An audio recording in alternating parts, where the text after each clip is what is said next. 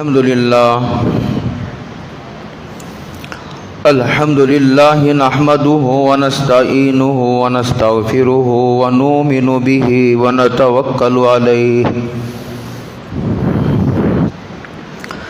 ونعوذ بالله من شرور أنفسنا ومن سيئات أعمالنا من يهده الله فلا مضل له ومن يضلله فلا هادي له ونشهد أن لا إله إلا الله وحده لا شريك له لا ضد له ولا ند له لا مثل له ولا مثال له ونشهد أن سيدنا وسندنا ونبينا ومولانا محمدا عبده ورسوله أرسله الله تعالى إلى الناس كافة بشيرا ونذيرا بين يدي الساعة من يطع الله ورسوله فقد رشد واهتدى ومن يعص الله ورسوله فقد ضل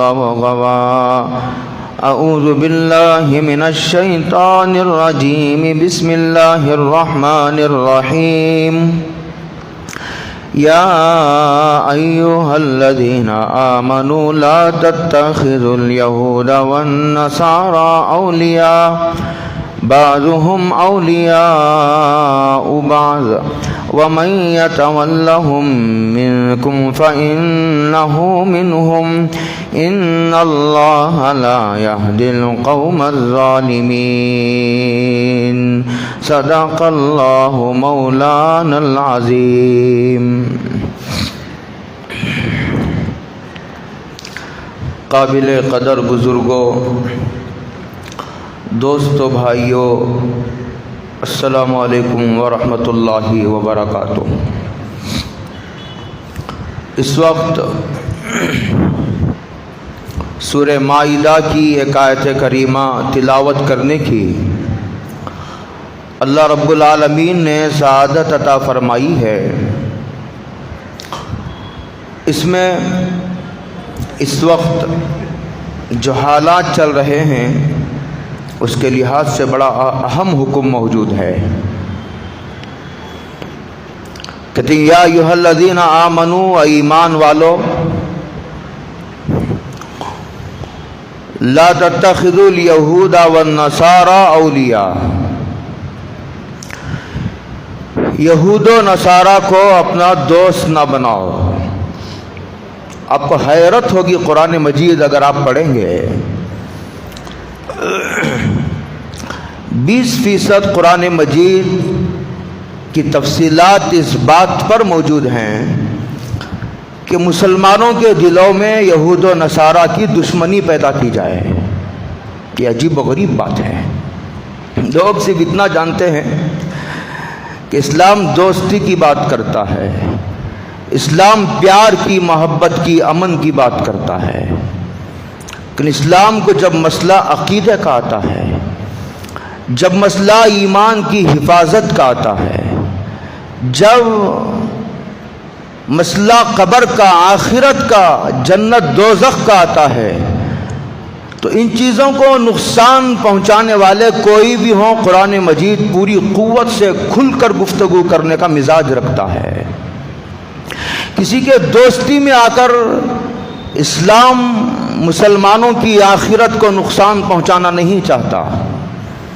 کسی کے لحاظ میں آ کر کسی کے قبر کو، جنت کو، اس کے ایمان کو، عقیدے کو نقصان پہنچانے کا اسلام روادار نہیں ہے۔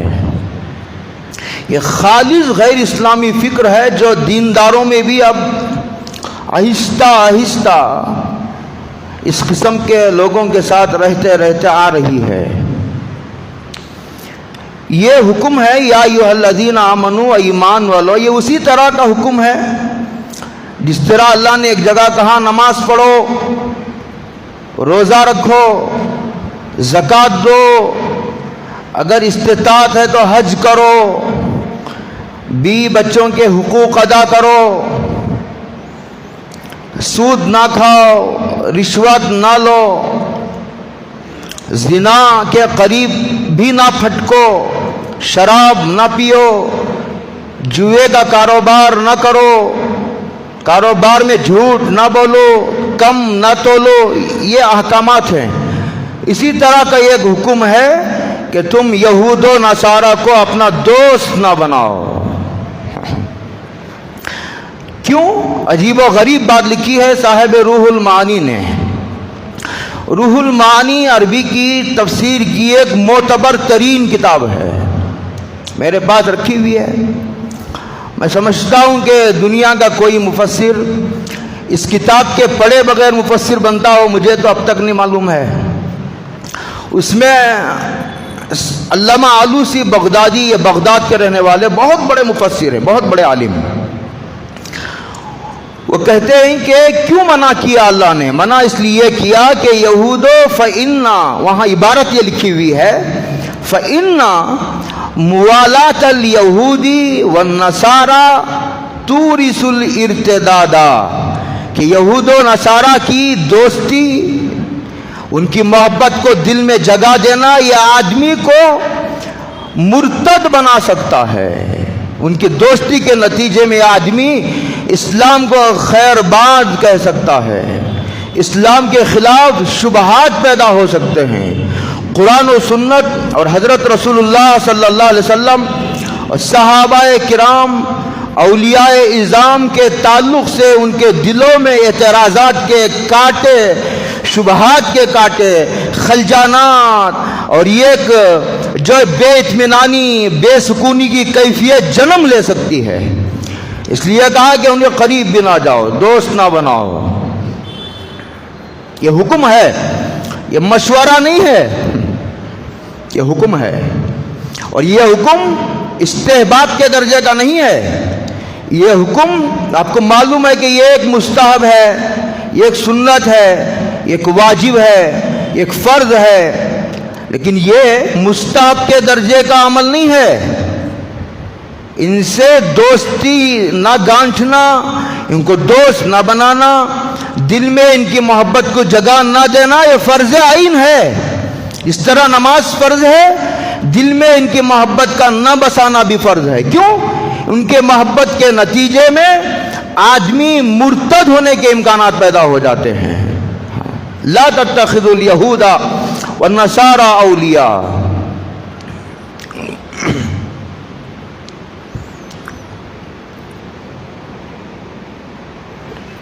یہود و نصارہ کے بارے میں آپ کو شاید معلوم ہے کہ وہ کسی نہ کسی درجے میں اللہ کی توحید کے قائل ہیں، اگرچہ کہ وہ جسے اسلام توحید کہتا ہے ویسے توحید پر اب قائم نہیں رہے وہ، لیکن اللہ کے وجود کو تو وہ مانتے ہیں، یہود بھی مانتے ہیں، نصارہ بھی مانتے ہیں، اور وہ آخرت کو مانتے ہیں اور نبوت کے سلسلے کو مانتے ہیں۔ بلکہ بنی اسرائیل میں تو حضرت موسیٰ اور حضرت عیسیٰ کے درمیان 2000 سال کا وقفہ ہے، 2000 سال کا فاصلہ۔ اس میں تقریباً 4000 انبیاء بنی اسرائیل میں آئے، 4000 انبیاء۔ وہ انبیاء کے سلسلے کو بھی مانتے ہیں، توحید، انبیاء کے سلسلے کو ماننا، آخرت کو ماننا، یہ اسلام کے بیسک بنیادی مرکزی عقائد میں سے ہے۔ جو اسے نہیں مانتا وہ کافر ہے۔ قرآن مجید نے یہود و نصارہ کو دوست بنانے سے منع فرمایا، حکم دیا ہے۔ اور جو مشرکین ہیں وہ نہ آخرت کو مانتے ہیں، نہ اللہ کے وجود کو ویسا مانتے ہیں جیسے اسلام کا مطالبہ ہے، اور پھر نبوت کے سلسلے کو بھی وہ نہیں مانتے مشرکین۔ تو ان سے دوست، ان کو دوست بنانا، ان سے دوستی گانٹنا بدرجہ اولا منع ہے۔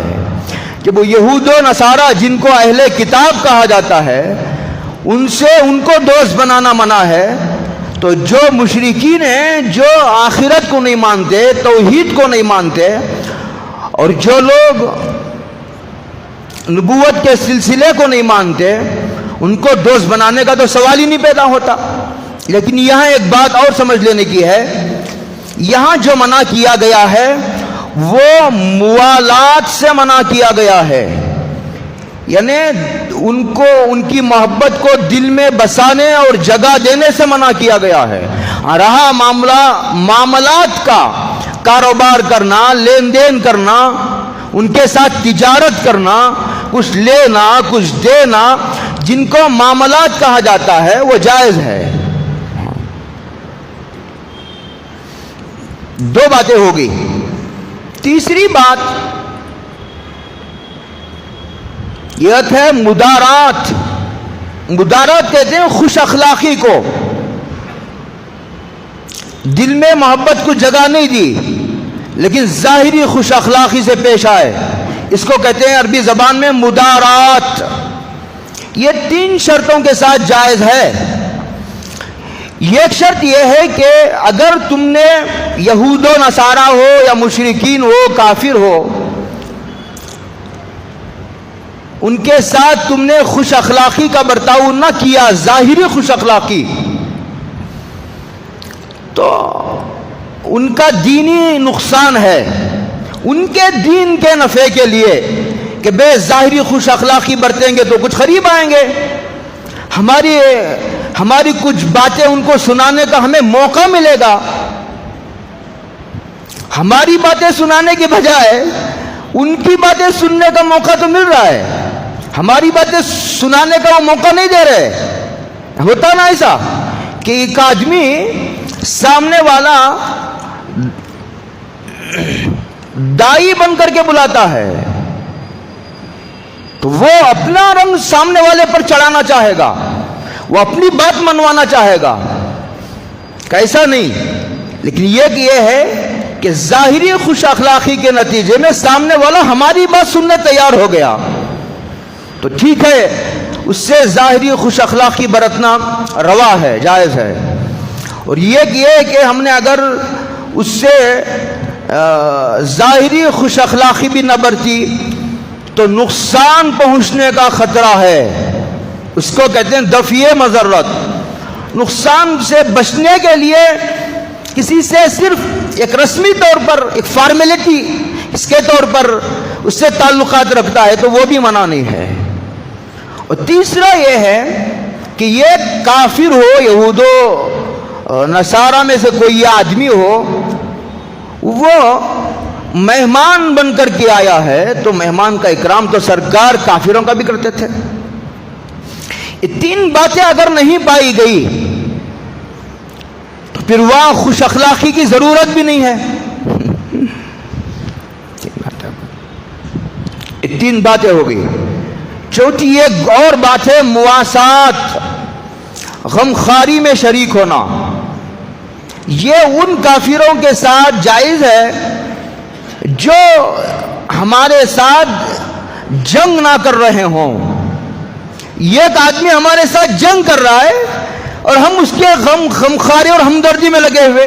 پورے اسلامی ممالک کی صورتحال آپ دیکھیے، میں نہیں جاتا، میں اس سے پہلے 3 جمعہ میں بہت کھل کر یہودیوں کی تاریخ، ملک شام، فلسطین، دمشق، اسقلان، اس کے تعلق سے قرآن میں کیا ہے، احادیث میں کیا ہے، تشریح میں نے بہت کھل کر میں نے کی ہے۔ ابھی ایک اور قسط اس کی باقی ہے، وہ ایک کتاب کے ملنے پر ڈیپینڈ ہے، مل گئی تو میں اسے مکمل کروں گا۔ باقی 3 قسطیں ہمارے پاس محفوظ ہیں۔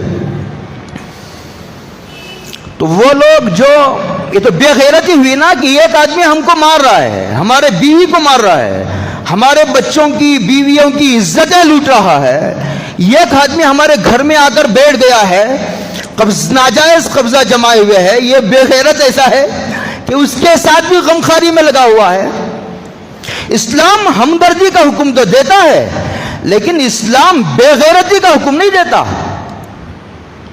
نہ خدا بے غیرت ہے، نہ اسلام بے غیرت ہے، نہ اسلام کے ماننے والوں کو بے غیرتی کی تعلیم دی جاتی ہے۔ اسلام بڑا باغیرت ہے، خدا بڑا غیرت مند ہے، بڑا غیور ہے۔ حضور نے ایک حدیث میں ارشاد فرمایا کہ آدم کی اولاد میں سب سے زیادہ غیرت مند میں ہوں اور میرے سے بھی زیادہ غیرت مند خدا ہے۔ اللہ نے یہ کہا، یہ مزاج بنایا مسلمانوں کا۔ تو غمخواری ان کافروں کے ساتھ جائز قرآن مجید میں ہے، لم یخرجوکم من دیارکم لم یقاتلوکم، جو تمہارے ساتھ جنگ نہیں کر رہے، جنہوں نے تمہیں گھروں سے نہیں نکالا، جو تمہاری عزتیں لوٹنے میں، تمہاری جانوں اور تمہاری اموال جائیداد اور تمہارے بیوی بچوں کو نقصان پہنچانے میں نہیں لگے ہوئے، ان کے ساتھ غمخواری، ہمدردی اور خیر خواہی کا معاملہ کر سکتے ہو۔ یہ چار چیزیں ہیں۔ ایک ہوگی موالات، دل ہی دوستی، دل میں کسی کی محبت کو جگا دینا، اس کو عربی میں موالات کہتے ہیں، جسے قرآن مجید میں آیا ہے۔ اور دوسرا مدارات، ظاہری خوش اخلاقی، تیسرا معاملات، اور چوتھا جو ہے وہ مواسات۔ چار چیزیں ہو گئی۔ قرآن مجید نے یہود و نصارہ کو دلی دوست بنانے سے منع کیا ہے۔ اتنا دلی دوست بن گئے کہ ہمارے راز ان کے سامنے کھولے جا رہے ہیں اور ان پر اعتماد کیا جا رہا ہے، ان پر بھروسہ کیا جا رہا ہے۔ اسلام نے اسے منع کیا ہے، لا تتخذوا الیہود والنصارى۔ جب یہود و نصارہ سے کو دوست بنانا منع ہے تو مشرکین کو، کافروں کو دوست بنانا تو بدرجہ اولا منع ہے۔ اس سے کفر آتا ہے، اس راستے سے۔ آپ کو معلوم ہوگا یا نہیں تو آپ بھول گئے ہوں گے کہ حضرت خضر نے ایک بچے کو قتل کیا تھا۔ حضرت موسیٰ نے کہا کہ بچے کو قتل کر دیا، معصوم بچہ تھا، بچے کا کیا قصور تھا جناب، بچے کو قتل کر دیا۔ یہ بچہ کھیل رہا ہے اور نابالغ بچہ ہے، بے قصور ہے، اس کا کوئی گناہ نہیں، بے گناہ بچے کو پکڑ کر قتل کر دیا۔ تو حضرت خضر نے کہا کہ میں نے اپنی طرف سے بچے کو قتل نہیں کیا اور نہ میں نے کوئی اجتہاد کیا، اللہ کی وحی مجھ پر آئی۔ اسی سے علماء نے یہ فرمایا ہے کہ حضرت خضر نبی ہیں، اس لیے کہ وہی تو نبی پر ہی آتی ہے، تکوینی امور کے نبی ہیں حضرت خضر۔ کہتے ہیں یہ اللہ کی وحی سے میں نے قتل کیا ہے بچے کو، لیکن بچے کو قتل کیوں کیا، سوال یہ ہے۔ تو حضرت خضر نے اس کی وجہ بتاتے ہوئے عجیب بات کہی اور یہ کہا کہ فَخَشِينَا أَن يُرْهِقَهُمَا طُغْيَانًا وَكُفْرًا، کہ ہمیں یہ خطرہ ہو گیا تھا کہ اگر یہ بچہ بڑا ہوتا تو اس بچے کی محبت میں آ کر والدین کفر، اس بچے کے اندر کفر کے جراثیم تھے، نفاق کے جراثیم تھے، اس بچے کے اندر سرکشی جیسی ایک بات تھی، اور ماں باپ کو اس بچے سے بے پناہ محبت تھی۔ اس بچے کی محبت میں یہ والدین بھی کفر اور ارتداد اور نفاق کا راستہ اختیار کرنے کا ہمیں شدید خطرہ ہو گیا تھا، تو ہم نے یہ چاہا کہ بچے کو ہی ختم کر دو۔ ہم یہ واقعہ سنتے ہیں، تفسیروں میں بیان کیا جاتا ہے، گزر جاتے ہیں، جزائے خیر دے اللہ تعالیٰ مولانا مناظر حسن گیلانی رحمۃ اللہ علیہ کو۔ انہوں نے لکھا ہے کہ اللہ تعالیٰ یہ سبق دینا چاہتے ہیں کہ ہر وہ چیز جس راستے سے کفر آتا ہے، جس راستے سے نفاق آتا ہے اور جس راستے سے سرکشی پیدا ہوتی ہے، اب وہ جو بھی سبب بنے، میں کسی کا نام لے کر کے بیان کرنا بہت مشکل ہے، وہ کسی برے ماحول کے نتیجے میں، کسی بری صحبت کے نتیجے میں، کسی آدمی کے بیان سننے کے نتیجے میں، کسی کا لٹریچر پڑھنے کے نتیجے میں، کسی کی مجلس اور صحبت کے نتیجے میں، اور اسکول کے نتیجے میں، کالج کے نتیجے میں، موبائل کے نتیجے میں، اگر یہ ارتداد کفر نفاق اگر راہ پا رہا ہے تو عجیب بات لکھی ہے مولانا کہ اللہ جزائے خیر دے پوری امت کی طرف سے، اس دروازوں کو بند کرنے کی ضرورت ہے۔ کیسی عجیب و غریب بات ہے، یہ اسلامی خالص اسلامی فکر ہے، یہ اسلامی سوچ ہے، یہ اسلامی عقیدہ ہے، یہ اسلامی نقطہ نظر ہے، اور اب بہت سارے لوگ کترا رہے ہیں اس بات کو کھل کر بیان کرتے ہوئے۔ اسلام کبھی بھی تعلیم کا مخالف نہیں رہا، نہ دین کی تعلیم نہ دنیا کی تعلیم۔ اسلام تعلیم کا، علم کا سب سے بڑا علم بردار ہے، بلکہ سب سے بڑا طاقتور دائی ہے، بلکہ اسلام کی وحی کا سلسلہ تعلیم کی ترغیب سے شروع ہوتا ہے۔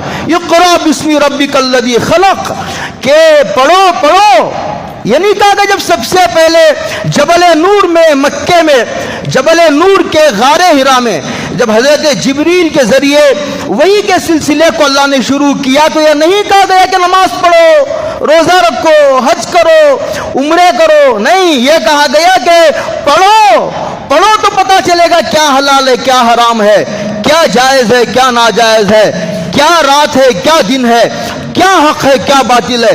پڑھو گے تو نہ پتہ چلے گا. یہ قرآن کریم نے یہ کہا. اسلام کبھی بھی دنیاوی تعلیم کا مخالف نہیں رہا، لیکن اسلام کا یہ صاف 2-2-4 کی طرح کھلا ہوا نظریہ ہے جو مولانا علی میاں صاحب رحمۃ اللہ علیہ نے ایک موقع پر بیان فرمایا تھا کہ جب حکومت کے ہند نے، بہت پہلے کی بات ہے یہ، مسلم پرسنل لا بورڈ کے غالباً دوسرے صدر رہے. پہلے صدر تو قاری محمد طیب صاحب رحمۃ اللہ علیہ تھے جو محتمم تھے دارالعلوم دیوبند کے. ان کے انتقال کے بعد مولانا علی میاں صاحب کو صدر بنایا گیا.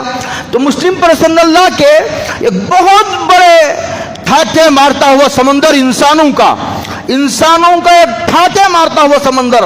لکھنؤ میں ایک اجلاس بلایا گیا تھا.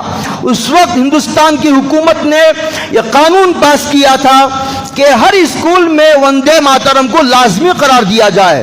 تو سارے ملک کے علماء کھڑے ہو گئے اور ہندوستان کے مسلمانوں کو ہندوستان میں بسنے والے علماء کی قدر نہیں. ان کو یہاں کے علماء کی قدر پہچاننے کی ضرورت ہے کہ یہاں کے علماء نے اپنی جان دے کر کے اسلامی عقیدے کو عوام کے سامنے واضح کرنے کا جو اللہ نے ان کو ایک منصب عطا کیا ہے، ذمہ داری ان کے کندھوں پر ڈالی ہے، اس کو اب تک بخوبی نبھاتے ہوئے آ رہے ہیں. اگر مر گئے تو ان کے پاس کفن کے پیسے بھی نہیں ہے، لیکن سر سے کفن باندھ کر مخالف کے آنکھوں میں آنکھیں ڈال کر میدان میں برابر کھڑے ہوئے ہیں. تو انہوں نے علی میاں صاحب نے، دیکھنے والوں کا یہ بیان ہے جو اس وقت موجود تھے، انہوں نے مجھے سنایا کہ حضرت کے بیان کرنے کا انداز کبھی ایسا نہیں ہوتا تھا. ہاتھ میں عصا تھا، بوڑھے بڑی عمر کے ہتھا مارتے ہوئے ڈیس پر یہ کہا کہ ہم حکومت ہند سے گزارش کرتے ہیں کہ اس قانون کو واپس لے. اگر واپس نہیں لیتے تو پھر ہم مسلمان پیرنٹس اور والدین ذمہ داروں سے گزارش کریں گے کہ اپنے بچوں کو ان اسکولوں سے نکال لو جن اسکولوں میں وندے ماترم کو پڑھنا ضروری قرار دیا گیا ہے، اس لیے کہ یہ ایک بچہ مسلمان کے گھر میں پیدا ہونے والا بچہ یہ جاہل تو رہ سکتا ہے لیکن کافر نہیں رہ سکتا. عجیب بات اس وقت فرمائی تھی. لا تتخذوا اليهود والنصارى اولیاء، یہود و نصارہ کو اپنا دوست نہ بناؤ. جب یہود و نصارہ کو دوست بنانا منع ہے تو مشرکین کو، کافرین کو دوست بنانا تو بدرجہ اولا منع ہے. قرآن کریم نے یہ کہا ہے. لیکن ایک بات اور سمجھنے کی ہے آپ کو کہ یہود و نصارہ ایک عنوان ہے، ایک عنوان. اس بات کو اچھی طرح سمجھنے کی ضرورت ہے کہ دیکھو یہود وہ لوگ ہیں جن کو علم تو تھا لیکن اپنے علم پر عمل نہیں کرتے تھے. عجیب، قربان جائیے حضور کی نبوت پر قربان جائیے. نبی امی کہیں کالج اسکول مدرسے کو نہیں گئے.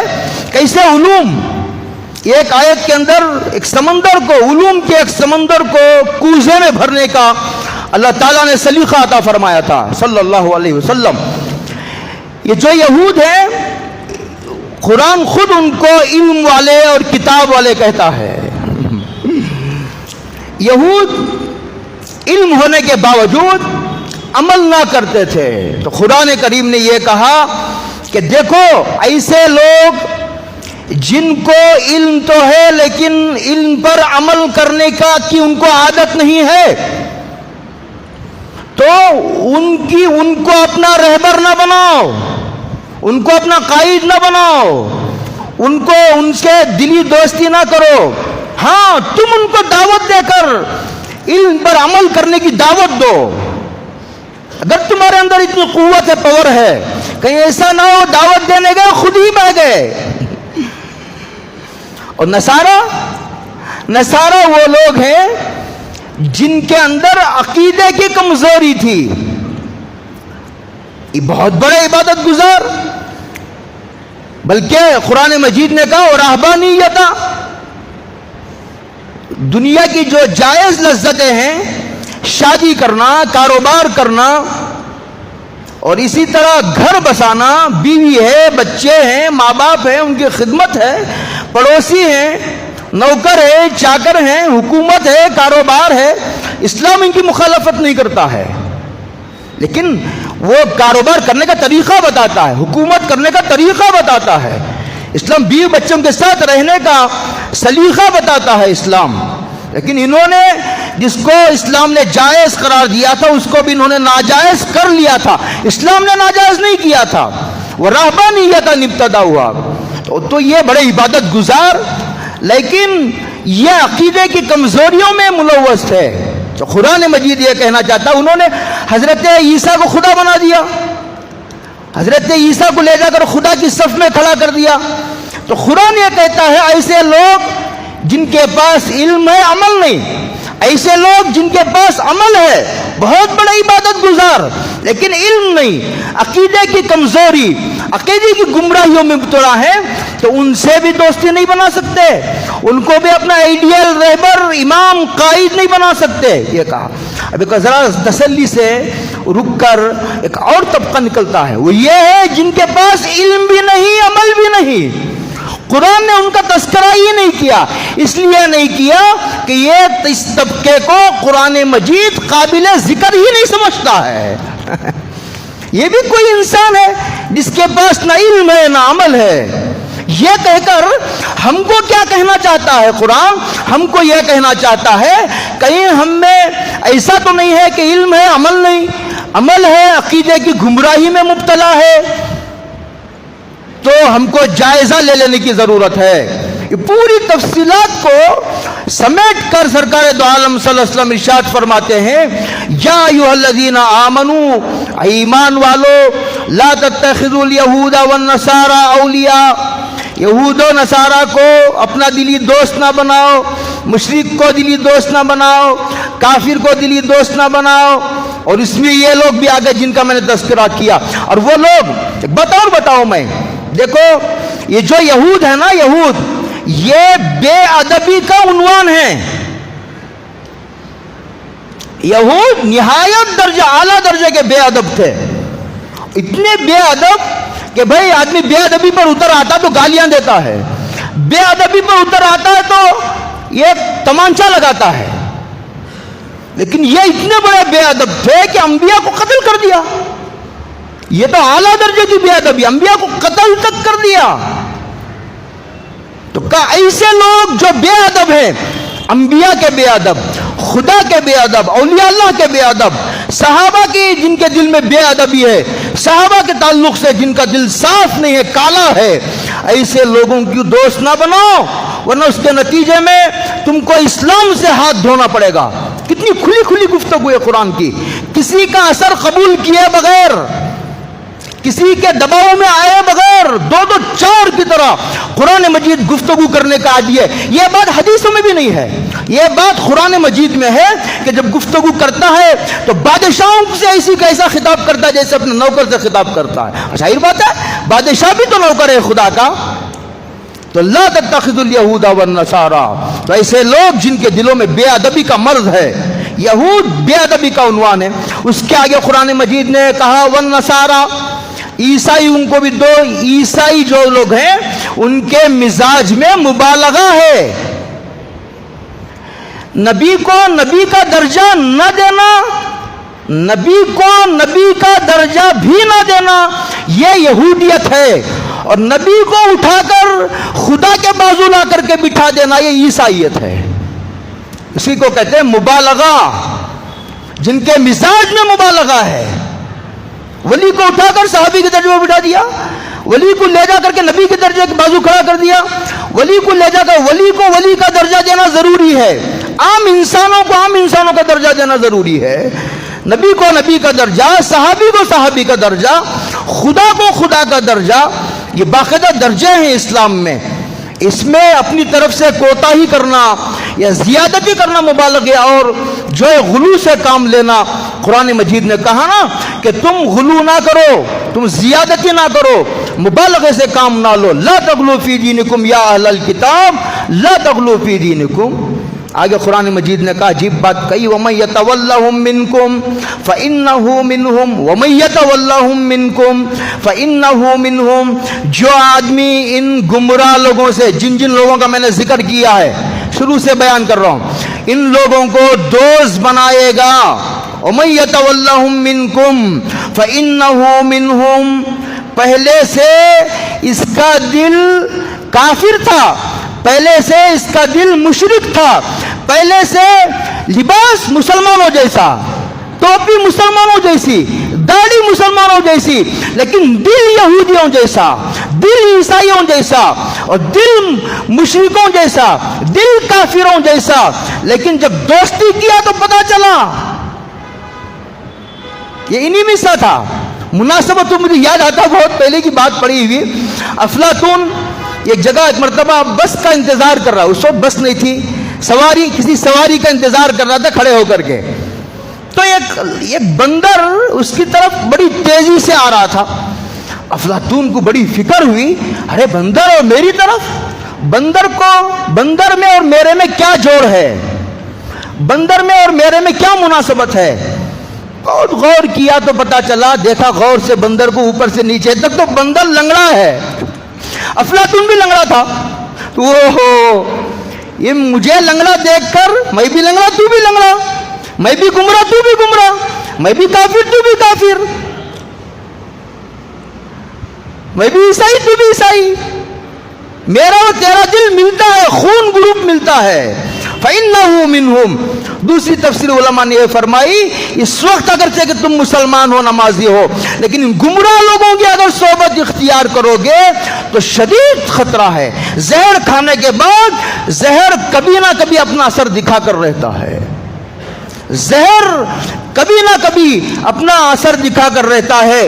ان بری صحبتوں کی مثال یہ سڑی ہوئی غذا کی طرح ہے، وہ غذا، سڑی ہوئی غذا اپنا اثر ضرور دکھا کر کے رہتی ہے، آدمی کھا کر بھول جاتا ہے، لیکن انسانی طبیعت میں اللہ نے ایک بات رکھی ہے، وہ اچھا قرآن مجید میں ایک جگہ ہے کہ یا ایھا الذین، ایمان والو، اتقوا اللہ وکونوا مع الصادقین، اللہ سے ڈرو، اور تقوی اختیار کرنے کا طریقہ یہ ہے کہ جو لوگ متقی ہیں، جن کے دلوں کو ہم نے تقوی عطا فرما رکھا ہے، جن پر ہمارا انعام اور فضل ہو چکا ہے، ان کی صحبت میں رہ پڑو، ان کی جوتیوں میں جا کر سو جاؤ۔ کیا مطلب جوتیوں میں جا کر سو جانے کا؟ ڈاکٹر کے پاس آدمی جاتا ہے، ڈاکٹر کے پاس جا کر ڈاکٹر کو دیکھ کر کے واپس آ گیا۔ بعض لوگ تو جاتے بھی نہیں ڈاکٹر کے پاس، بیمار ہیں، کینسر کے مریض ہیں، کسی کو ہارٹ اٹیک، کوئی ہارٹ اٹیک کا مریض ہے، کسی کو ایڈس ہو گیا ہے، کسی کو ٹی بی ہو گیا ہے، مہلک بیماریاں لگی ہوئی ہے، لیکن ایسا متکبر ہے کہیے، نادان بیوقوف کہیے، ڈاکٹر سے دشمنی ہے، ڈاکٹر کے پاس نہیں جانا چاہتا، مر جاؤں گا لیکن ڈاکٹر کے پاس نہیں جاؤں گا، کسی قیمت پر ڈاکٹر کے پاس نہیں جاؤں گا۔ ایسے بہت سارے لوگ ہیں۔ اچھا بعض لوگ جاتے ہیں ڈاکٹر کے پاس، زیارت کر کے چلے آتے ہیں، باپ ماشاءاللہ ڈاکٹر بڑا موٹا تازہ، ڈاکٹر بڑا خوبصورت، ماشاءاللہ بہت اچھا، لمبی ناک والا، موٹی موٹی آنکھیں، نوجوان، ہینڈسم ہے، ڈاکٹر دیکھ کر کے آ گیا، کیا نفع ہوگا؟ اپنی بیماری بھی نہیں بتائی، دوائی بھی نہیں لی۔ اچھا بعض لوگ جاتے بھی ہیں، ملتے ہیں، کنسلٹنگ فیس بھی ادا کرتے ہیں، بیماری بھی بتاتے ہیں، اور پھر دوائی بھی لیتے ہیں، لیکن کیمسٹ کی دکان، میڈیکل اسٹور جا کر دوائی نہیں لیتے۔ اور بعض لوگ دوائی لیتے ہیں، کھاتے نہیں دوائی، تو کیا شفا ہوگی؟ تو ایمان والو، اللہ سے ڈرو اور متقیوں کی صحبت اختیار کرو۔ ہمیں اتنا ہی جانتے ہیں، لیکن اتنا ہی نہیں ہے، اس آیت سے جوڑ ہے، وہ کیا ہے؟ تمہیں نیک لوگوں کی صحبت اختیار بھی کرنا ہے اور بری صحبتوں سے بچنا بھی ہے۔ ایسا نہیں نیک صحبت بھی جاری، بری صحبت بھی جاری، بادام بھی کھا رہا ہے، تھوڑا سا رات میں سوتا ہے، زہر بھی کھا رہا ہے، تو یہ زہر بادام کے اثر کو غلط کر دے گا۔ بادام کے کھانے سے جو طاقت آئی تھی، جو انرجی آئی تھی، اس زہر نے اس اثر کو ختم کر دیا۔